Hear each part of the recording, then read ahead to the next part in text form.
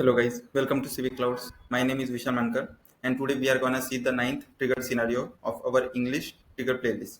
So let's understand the scenario here.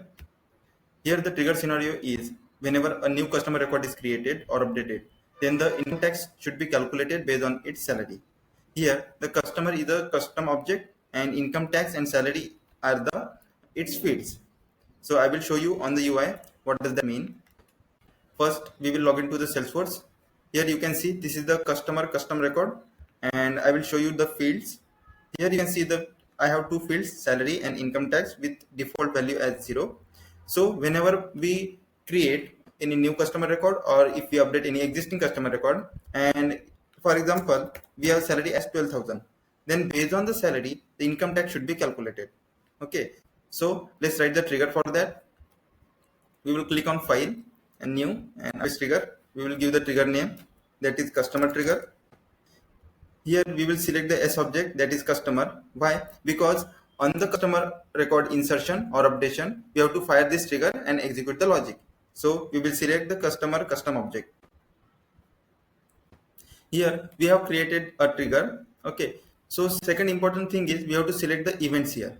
So as per our requirement, we will select before insert and before update. Why? Because before insertion of customer and before updation of a customer, we have to check if it has salary or not. And if it has salary, then we have to calculate the income tax. Okay, so let me write the trigger dot is before and trigger dot is insert and update here. Here I have successfully written the trigger dot is before, trigger dot is insert and trigger dot is update. I will explain you what does that mean. It means before insertion of customer record, we will execute one method here. Okay, and before updation of customer record, we will execute here another method. Okay, so let me write the Apex class here. In that Apex class, we will write whatever our logic is. Here we have created customer trigger handler Apex class, and inside this class we will create a method, a static method, and inside that static method we will write our logic. Now we will call this method from this trigger. So before insertion of customer record, we will call calculate income tax method. And the same method I will also call on before update of customer record. Now it's time to pass the parameters to the method. Here in before insert we will pass trigger dot new and second parameter as null.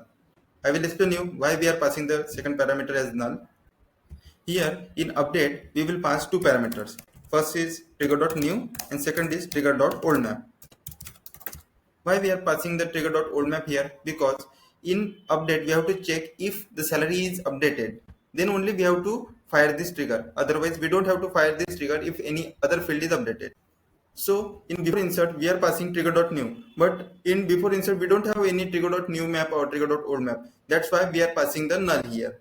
Okay. And in before update we are passing the trigger.new and trigger.oldMap because we have to check if only the salary is updated, then we will fire this trigger, otherwise we don't fire the trigger. In before insert we will check if the salary is present or not.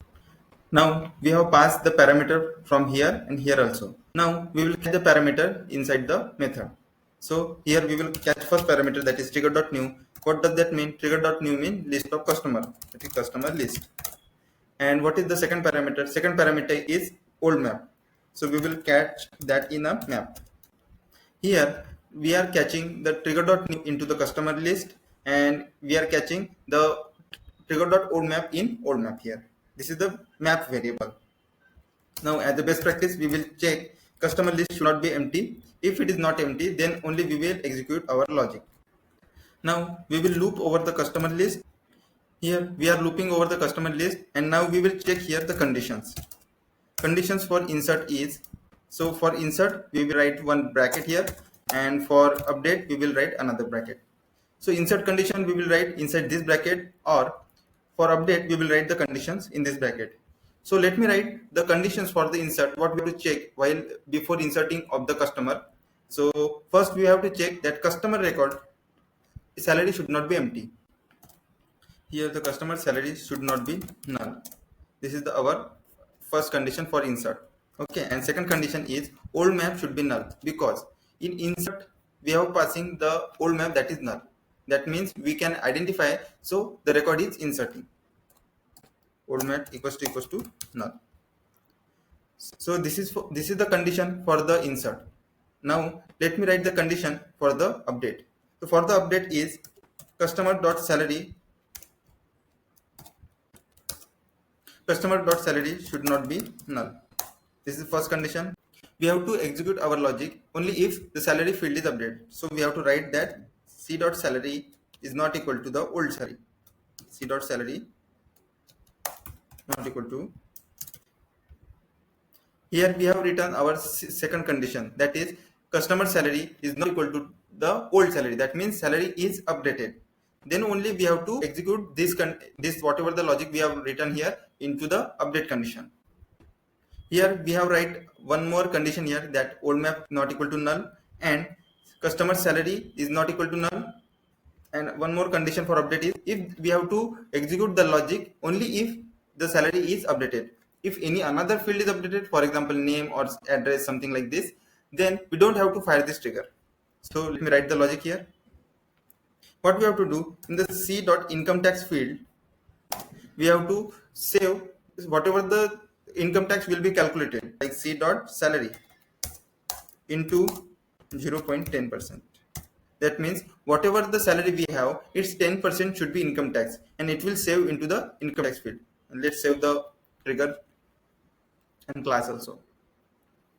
We have saved our class and trigger also. I will explain you again one more time.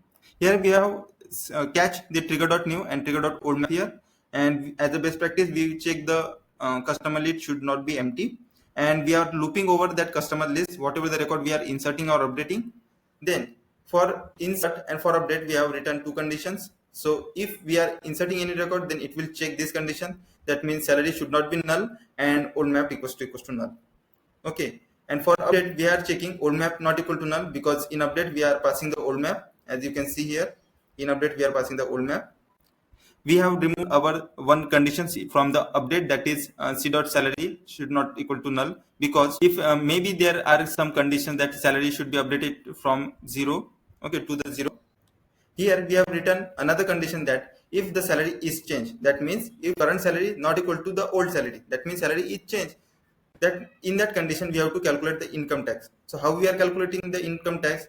So in the customer's income tax field, we have to save the customer's salary into 0.10. That means the 10% of the salary will be the income tax. So we have saved our class and trigger. So it's time to test. So let's test the first scenario. We are creating one customer record, test1, and we are saving it. So our trigger will not fire because the salary is null. Okay, let me create another customer record here, that is test2. Here we are giving salary as 12,000. And let's save it. So here the salary is not equal to null, that means 12,000. So it 10% should be 1200 is as a income tax. That means on the insert our trigger is firing correctly. Let me write for the update. So for the update, as you can see the salary is 0. Let me update the salary to 12,000 and save it. So our trigger will fire and it will calculate the income tax, because here the new value and the old value are not same. So the old value is 0 and new value is 12,000. So both are changed. That means the trigger will be fire and income tax will be calculated.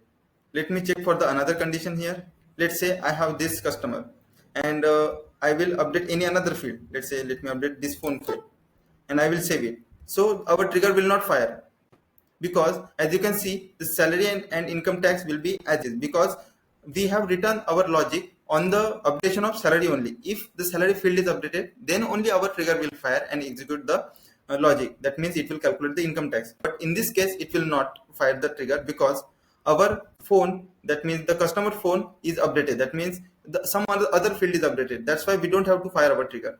So guys, by this way we have successfully written our trigger, and we have also tested all the testing scenarios. So if you like this video, please give it a thumbs up, and please like, share and comment, and also share with your friends and groups, so that they will also get to know about the new trigger scenarios. And in the description of the video I have attached all the social media channel links. You can click there and join there, so that you will get all the latest notifications. Thank you so much guys.